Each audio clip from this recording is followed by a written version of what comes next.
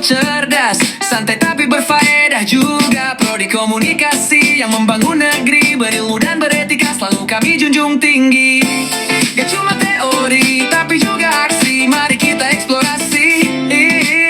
Ini suara kampus, suara kita, podcast edukasi yang penuh cerita, ngomongin masa depan juga realita, dengan sopan santun gaya anak muda. Universitas Batu Raja, tempat kita bersuara, bareng prodi komunikasi kita bisa.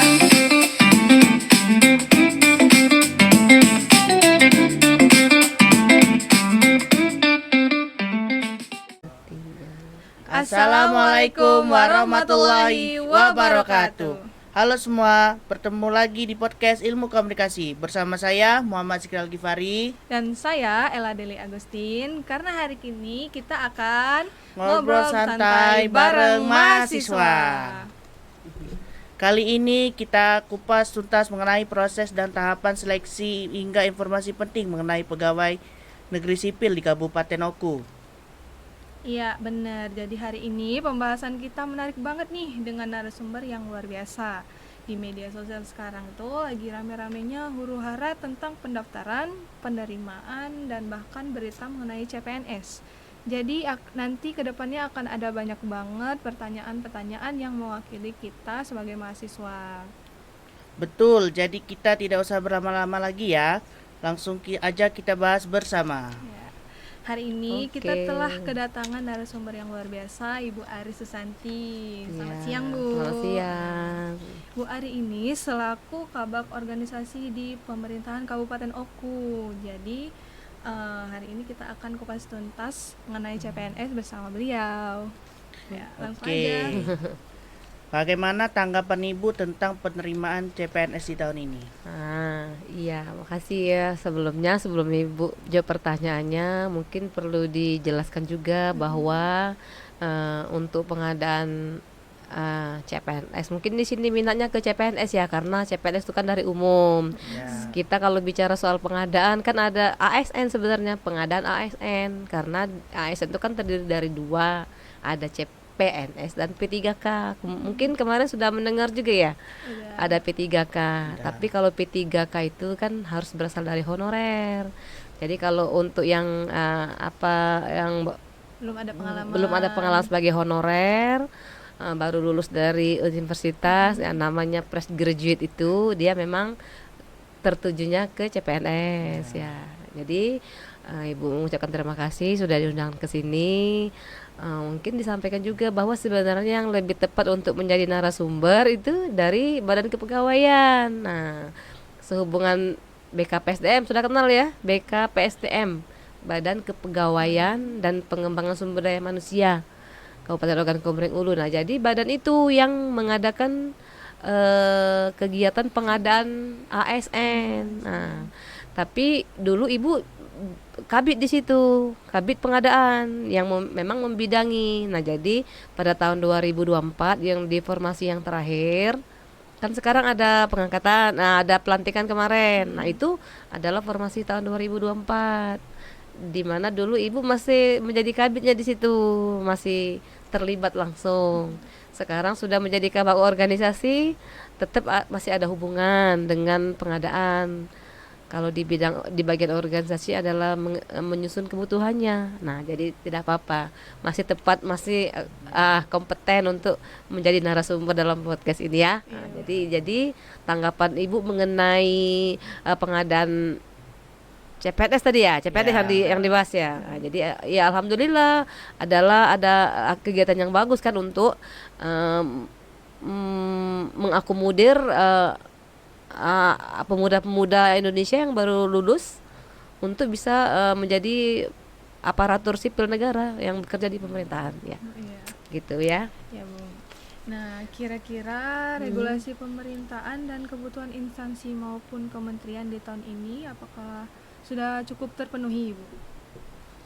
Maksudnya regulasi. Jadi regulasi. Kita itu ya, anak-anak ya dalam pengadaan ASN ini yang mengeluarkan regulasinya itu adalah kementerian ya. Kita kan induknya itu kan sudah ada undang-undang ASN, itu undang-undang nomor tahun 2023. Kalau sekarang itu tentang ASN.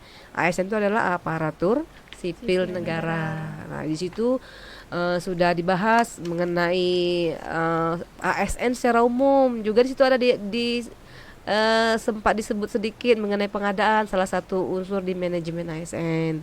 Kemudian ada lagi PP tahu ya, peraturan pemerintah.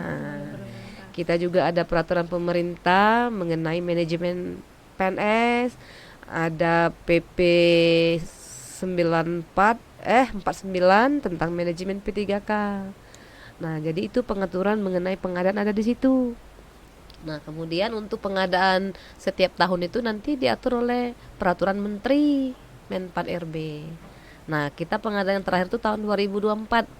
Yang kemarin, 2024, iya. yang tahun ini kemarin lihat ya pelantikan. Ya. Ya. Nah, itu formasi tahun 2024. Kita melaksanakan seleksinya di tahun 2024. Berdasarkan tadi nanya soal regulasi ya, Iya, itu regulasi. berdasarkan Permenpan nomor 6 tahun 2024. Ada regulasinya. Oke, baik Bu. Instansi atau kementerian mana saja yang membutuhkan jauh lebih banyak tenaga CPNS dari keseluruhan jumlah kuota rekrutmen khususnya di Kapoku? Kalau kementerian kita tidak mengetahui ya ini kebutuhan mereka, sebab kita kan pengadaannya hanya untuk pemerintah daerah. Jadi kalau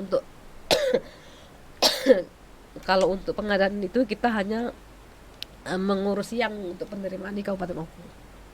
Kalau di kementerian dan kabupaten lain tuh mereka masing-masing masuk lagi waktunya. Oke, bisa dilanjutkan. Menurut Ibu sendiri, apa yang menjadi tantangan terbesar dalam berkarir sebagai pegawai negeri sipil? Tantangan terbesar, yaitu tantangan terbesar ya mungkin bagi anak-anak yang sudah bekerja di selain pegawai negeri sipil, gaji mungkin ya lebih besar, mungkin itu. Kalau pegawai negeri gajinya standar PNS sudah ditentukan kan, gajinya mungkin tidak terlalu besar dibandingkan dengan BUMN dan swasta, tetapi gajinya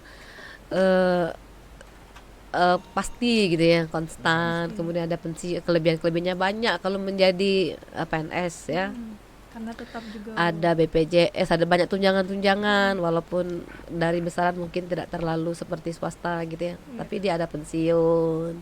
Tantangnya itu tadi ya, kita bersaing dengan banyak orang untuk memasukinya saja kan ribuan itu. Formasinya cuman 20, 25, 100, tapi yang melamar banyak sekali, ribuan orang ya. Tantangan waktu saat masuk itu mungkin ya maksudnya kali ya pertanyaannya ya. Iya. Untuk interview yang terakhir Bu, pada saat itu berapa persen serapan tenaga CPNS yang diperlukan di Kabupaten Oku, Bu? Serapan Buat di Kabupaten Oku. untuk tahun 2024 ya, yang Iya. terakhir ya. Kalau di tahun 2024 itu kita formasi cuma sedikit CPNS, karena kita yang tahun 2024 itu lebih mengutamakan P3K. P3K kan kita ada 850 formasinya. CPNS cuma 25. Cuma Sedikit 25. sekali kan, cuma 25 Bandingannya formasi jauh. dibanding dengan P3K. Ya, cuma sedikit 25. 25 itu ada yang tidak dilamar kan. Sedikit sekali. Mudah-mudahan tahun ke depan banyak dibuka formasi ya. Pada rekrutmen CPNS kali ini, mana yang menjadi prioritas pemerintah dalam melakukan penerimaan atau pengangkatan di antara penuduhan tenaga fungsional dan tenaga umum? Oh iya. Kalau kita kan karena ada dua, ini tadi sudah disampaikan ya bahwa kita ada dua jenis penerimaan, CPNS P3K. Nah, kalau CPNS itu kan umum, dia sifatnya boleh jabatan fungsional, boleh jabatan selain fungsional. Tapi kalau P3K hanya bisa jabatan fungsional. Nah, jadi untuk P3K kita jabatan fungsional semua itu.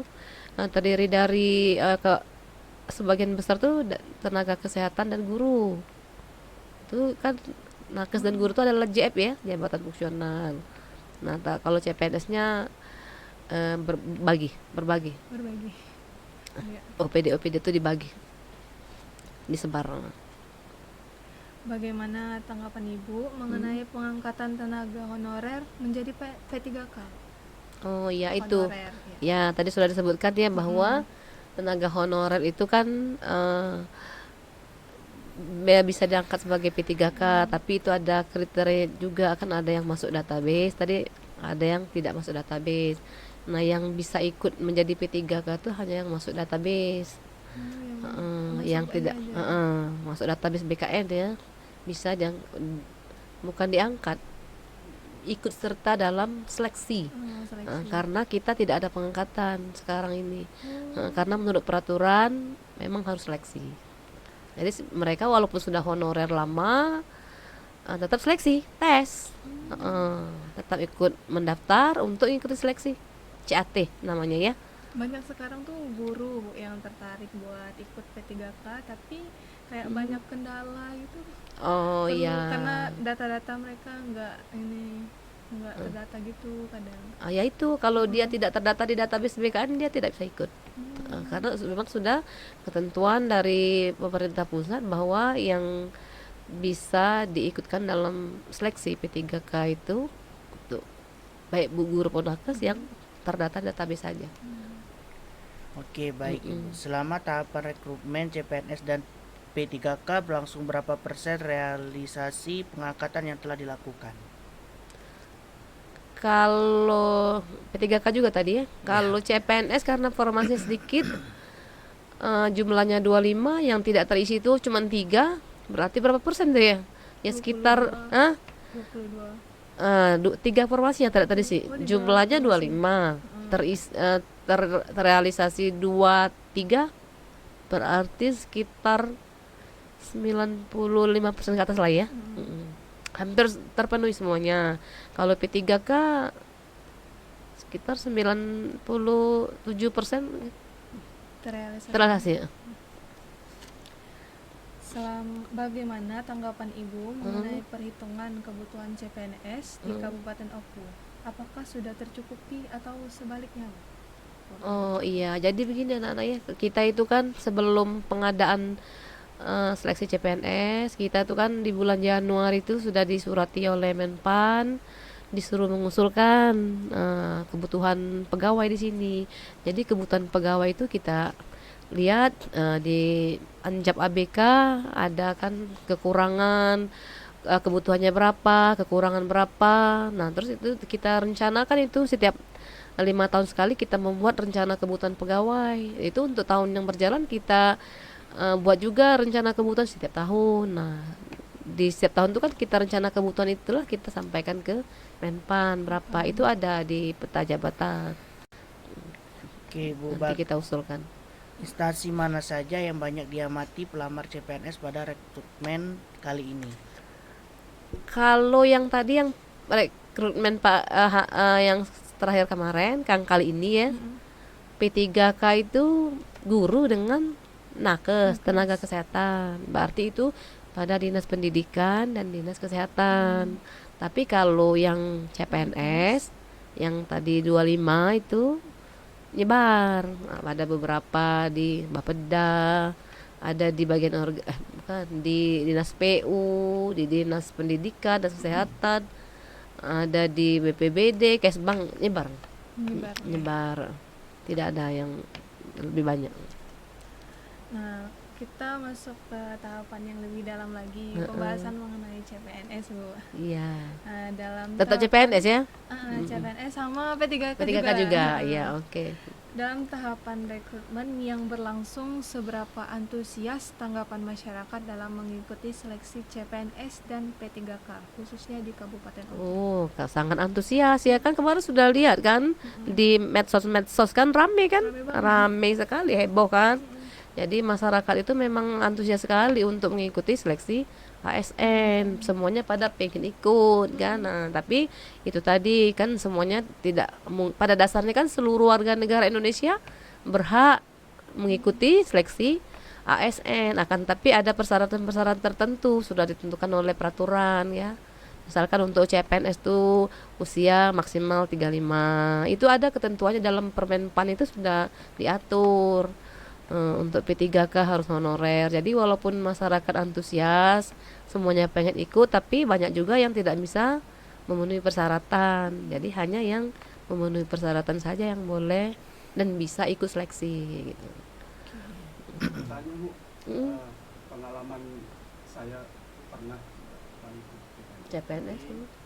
di luar kabupaten aku. Mm-mm. Ya, untuk di kabupaten aku khusus jurusan ilmu komunikasi itu tidak pernah ada Bu.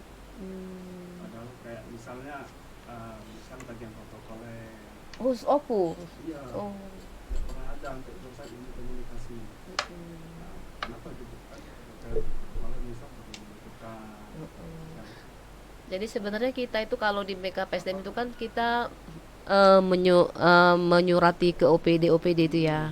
Kalau dari ilmu komunikasi ini sepertinya ada di Kominfo jabatan-jabatan yang jabatan-jabatan humas gitu ya, ya. tidak ada, tapi kalau untuk PNS, nggak ada. itu tadi kalau kita mengusulkan tuh tergantung kebutuhan OPD. OPD itu prioritas yang mana gitu. Apa kalau misalnya di OPD itu misalnya di Kominfo tuh kayaknya di Kominfo itu ada jabatan yang ilmu komunikasi untuk bagian humas gitu ya. Kemudian di Pemda itu juga ada di humas protokol itu mungkin ada itu ilmu komunikasi. Nah itu mungkin belum diusulkan oleh kepala OPD-nya, mungkin ada yang lebih prioritas karena formasi kita kan sangat terbatas. Sangat terbatas, jadi mungkin ke depan ada mungkin keluar formasi itu kan yang ilmunya ilmu komunikasi. Baik. Seperti itu. Untuk pemenuhan kebutuhan tenaga CPNS di Kapoku sendiri, apakah sudah terpenuhi sesuai dengan tugas fungsional masing-masing pada setiap Instansi instansi? OPD ya. Iya, Bu.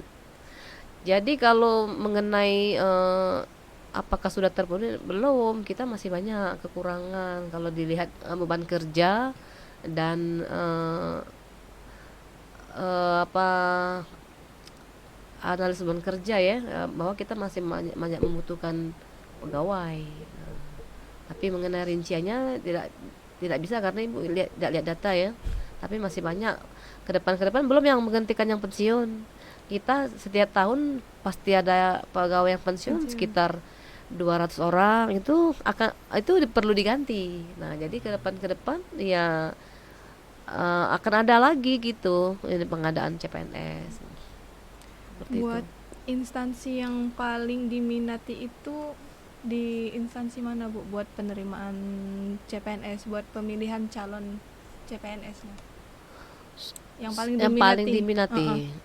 Ya itu mungkin karena banyak ini yang SDM-nya ya, itu guru dengan nakes tenaga kesehatan. Tetap. Karena banyak kan guru kan banyak sekolah tempat kuliah, kalau guru ya tenaga kesehatan juga gitu ya, ininya banyak, pelamar itu banyak. Jadi di situ dan selalu dibuka formasi yang banyak juga karena dia kan pelayanan dasar, jadi emang wajib itu untuk direkrut nakes dengan guru. Tapi di tempat-tempat lain juga semuanya banyak peminat. Sebagai salah satu contoh penting di pusat pemerintahan daerah Kapoku, bagaimana tanggapan Ibu perihal banyaknya desakan dan tenaga honorer yang belum tersentuh pengangkatan, bahkan belum terdata di database kepegawaian? Nah, ya itu ya, memang kita prihatin juga bahwa bukan hanya di Oku, di seluruh Indonesia juga banyak sekali tenaga honorer yang tidak bisa kita akomodir untuk menjadi ASN ya. Di kita sendiri saja itu sebelum rekrut ini ada 3.500 yang ini honorer yang masuk database BKN. Belum yang ini yang tidak masuk.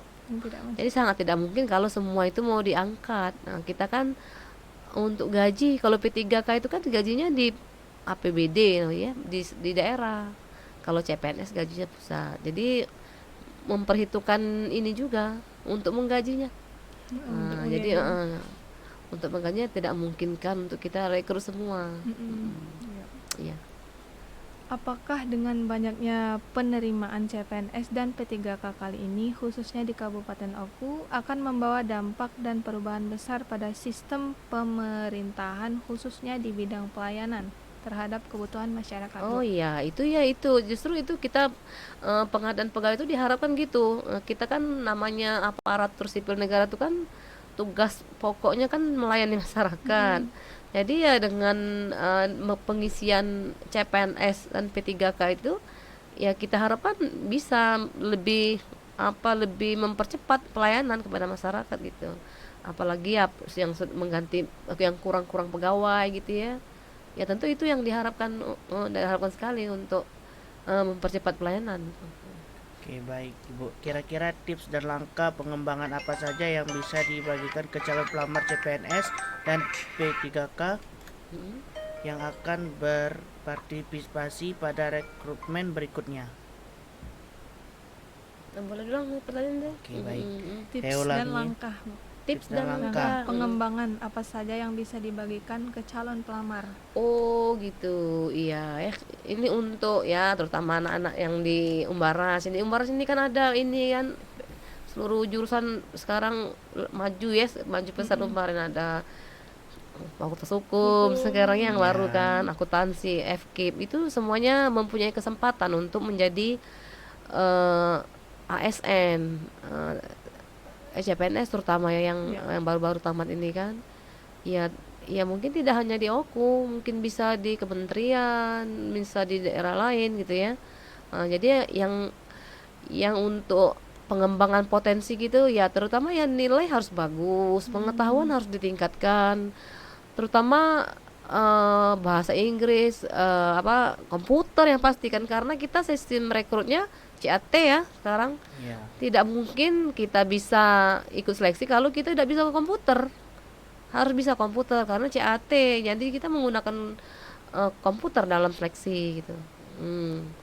Pengetahuan ditingkatkan, kompetensi ditingkatkan, nilai bagus, pengetahuan bagus gitu karena kita saingannya banyak.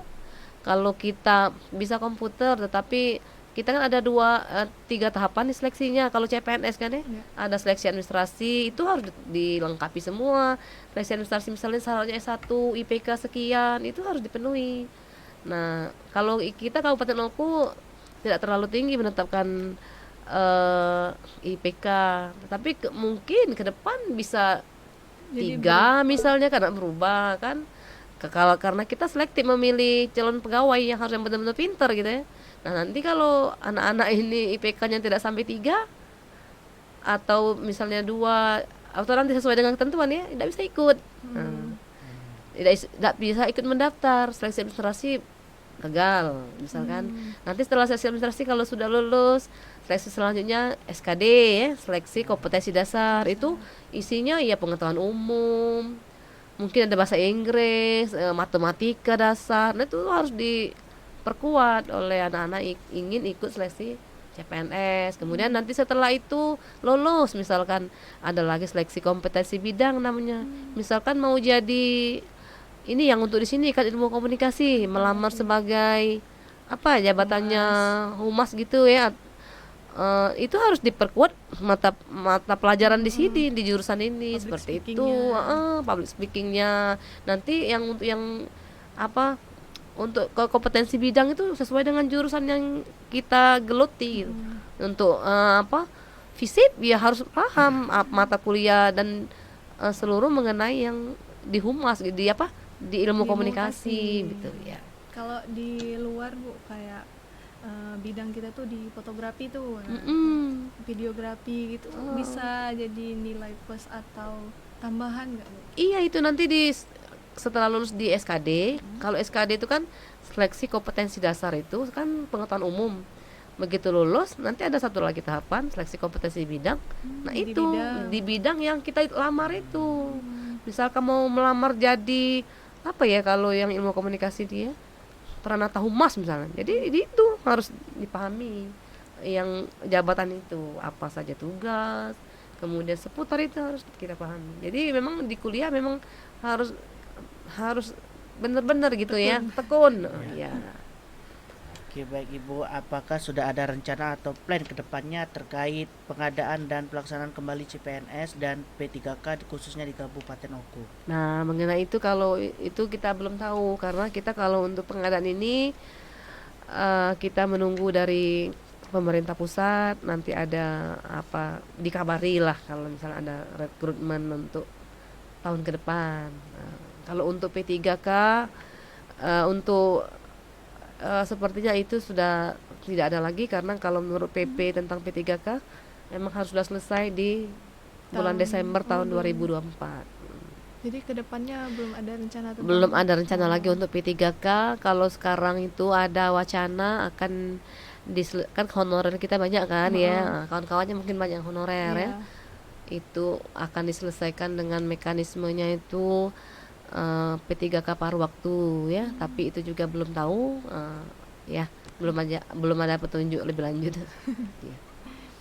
Apabila ditilik dan dibahas dari segi aspek keuntungan, kira-kira instansi mana saja yang berpeluang besar dalam penerimaannya? Peluang besarnya, Bu.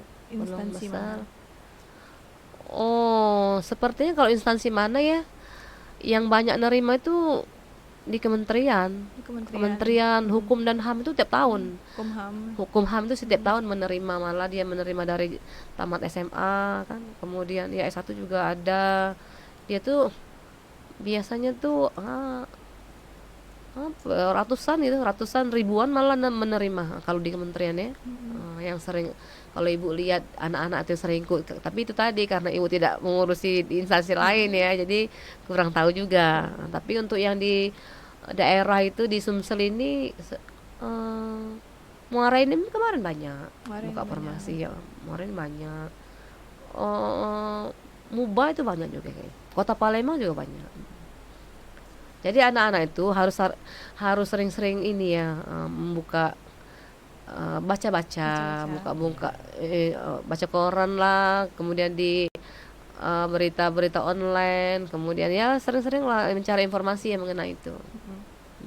Oke, baik Ibu, di tengah banyaknya anak muda yang kini lebih berpikir kritis, di mana banyak dari mereka yang kurang tertarik untuk berkarir di pemerintahan dengan mempertimbangkan segala aspek kekurangan dan keuntungan pada karir tersebut, CPNS dan P3K, apa pesan yang ingin disampaikan untuk meminimalisir berkurangnya partisipasi generasi muda pada dunia pemerintahan? Oh ya, kalau diamati sejauh ini sih ini ya menurut Ibu ya, peminat ke penentu masih banyak, masih sama. Buktinya kan ketika kita buka formasi itu kan ribuan yang melamar. Karena itu kuota. Tadi sudah disampaikan kalau walaupun menurut pandangan anak-anak yang kritis tadi di pemerintah kurang menjanjikan dari segi penghasilan gitu, tapi banyak kelebihan-kelebihan di menjadi aparatur sipil negara kan. Tadi kata Ibu kan tunjangannya banyak, gajinya pasti walaupun gajinya kecil mungkin dibandingkan dengan swasta, tapi pasti gitu kan. Konstan kan tiap tahun ada kenaikan, ada tunjangan keluarga, tunjangan anak, istri, suami, ada lagi tunjangan kinerja, ada lagi tunjangan kesehatan. Banyak kelebihan. Kemudian kita ada pensiun sampai kita meninggal dunia itu kita masih gajian. Nah, itu yang mungkin yang lebih ya, nilai lebih dibandingkan dengan bekerja di swasta. Tapi kembali kepada pilihan kita sendiri gitu ya. Kalau mau berkarir swasta ada plus minus, kalau mau berkarir di pemerintahan ada plus minus gitu. Seperti itu. Oke, kita cukupkan pembahasan kita hari ini mengenai penerimaan CPNS di tahun 2025. Ya, seru banget 2024 ya. 2025 belum ada. Ya, 2024 Coming soon maksudnya. Ya, coming soon ya. Iya. Iya. Insyaallah. Seru banget ya hari ini pembahasannya. Tapi karena waktu kita udah habis, jadi kita cukupkan sampai di sini. Iya. Kita ucapkan terima kasih kepada narasumber kita yang luar biasa, Ibu Ari Susanti yang udah bersedia datang ke sama-sama. podcast Unbara. Dan kami juga ucapkan terima kasih juga kepada penonton setia podcast Komunikasi Unbara. Sampai jumpa di podcast selanjutnya. Jangan lupa di like, komen, dan Dari hati subscribe. ke hati, dari kita untuk semua, suara Universitas Batu Raja, Prodi Komunikasi, bersatu bersaudara, visip hukum